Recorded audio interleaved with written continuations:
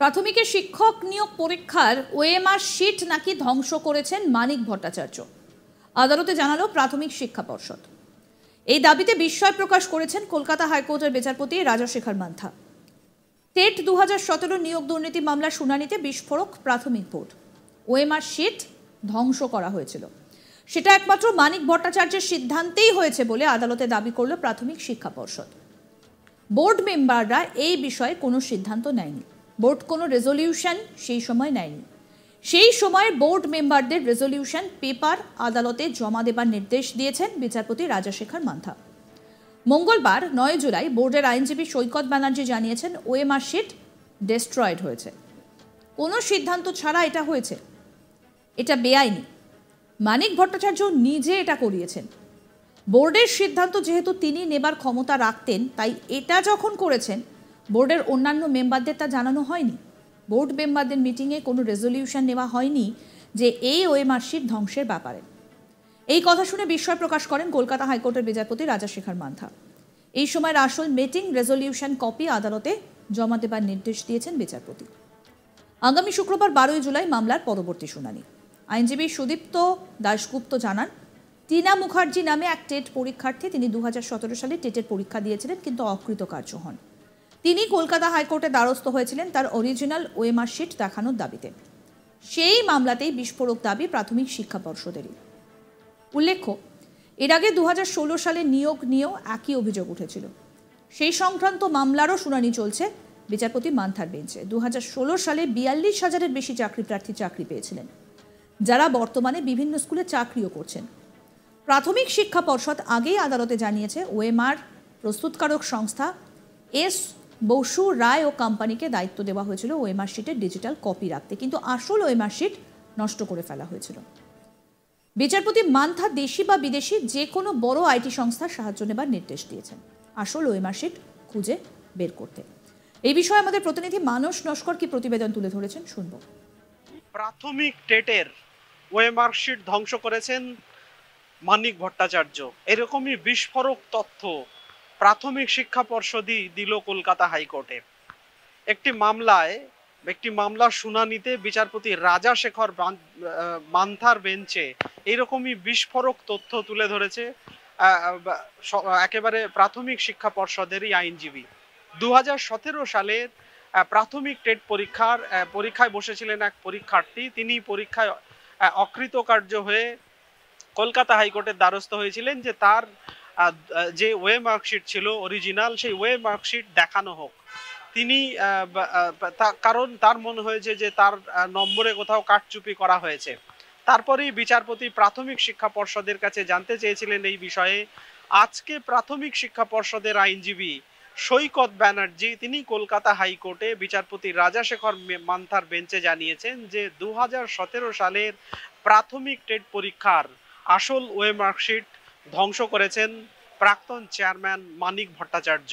এর জন্য নেওয়া হয়নি কোনো রকম রেজলিউশন, কোনো রকম বোর্ড মেম্বারদের অনুমতি নেওয়া হয়নি। তার কারণ তিনি ছিলেন চেয়ারম্যান, তিনি নিজের ইচ্ছে মতোই S Basu Roy and company যাদেরকে দায়িত্ব দেওয়া হয়েছিল তাদের নির্দেশ দিয়ে 2017 সালে টেট পরীক্ষার ওয়ে মার্কশিট ধ্বংস করিয়েছেন বলে প্রাথমিক শিক্ষা পর্ষদেরই আইনজীবী আদালতে তথ্য দিয়েছেন। এ বিষয়ে বিচারপতি রাজাশেখর মান্থা প্রাথমিক শিক্ষা পর্ষদের কাছে আগামী শুক্রবারের মধ্যে রিপোর্ট চেয়েছেন। রিপোর্টে জানাতে হবে যে সেই সময়ে বোর্ডে কারা মেম্বার ছিলেন এবং আদৌ কোনো বোর্ড মিটিং হয়েছিল কিনা এবং এর জন্য কোনো রকম রেজলিউশন হয়েছিল কিনা বিস্তারিত জানিয়ে প্রাথমিক শিক্ষা পর্ষদকে আগামী শুক্রবার রিপোর্ট পেশ করতে হবে কলকাতা হাইকোর্টে।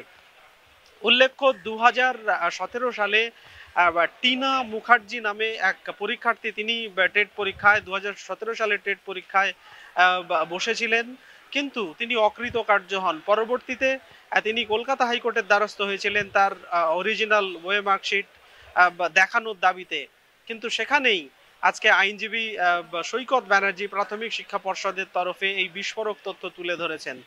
প্রসঙ্গত উল্লেখ্য, এর আগে 2014 সালে টেট পরীক্ষার ওয়ে মার্কশিট একই রকম ভাবে ধ্বংস করা হয়েছিল। মানিক ভট্টাচার্যের চেয়ারম্যান মানিক ভট্টাচার্য চেয়ারম্যান থাকাকালীনই সেই কাজ হয়েছিল এবং তিনি S Basu Roy and company নামক একটি সংস্থাকে এই দায়িত্ব দিয়েছিলেন। তাদেরকে দায়িত্ব দেওয়া হয়েছিল যে ডিজিটাইজড অর্থাৎ ডিজিটাল কপি রেখে আসল ওয়ে মার্কশিট নষ্ট করে ফেলার নির্দেশ দিয়েছিল প্রাথমিক শিক্ষা পর্ষদই।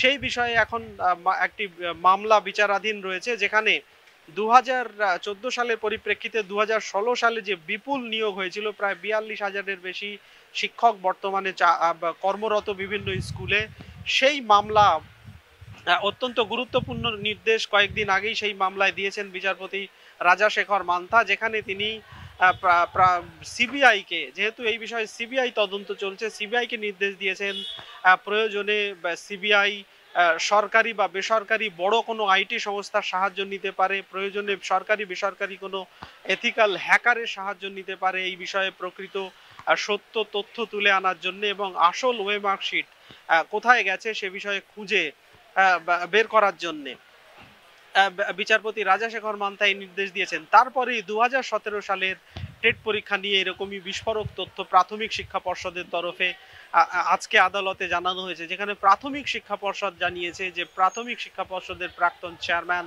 মানিক ভট্টাচার্যর নির্দেশেই মানিক ভট্টাচার্যই 2017 সালের টেট পরীক্ষার যে আসল ওয়ে মার্কশিট তা ধ্বংস করেছেন, এবং তার জন্য কোনো রকম রেজলিউশন করা হয়নি, কোনো রকম বোর্ড মিটিং বা বোর্ড মেম্বারদের অনুমতি নেওয়া হয়নি। তিনি চেয়ারম্যান হিসেবে নিজে দায়িত্বে এই কাজ করেছেন।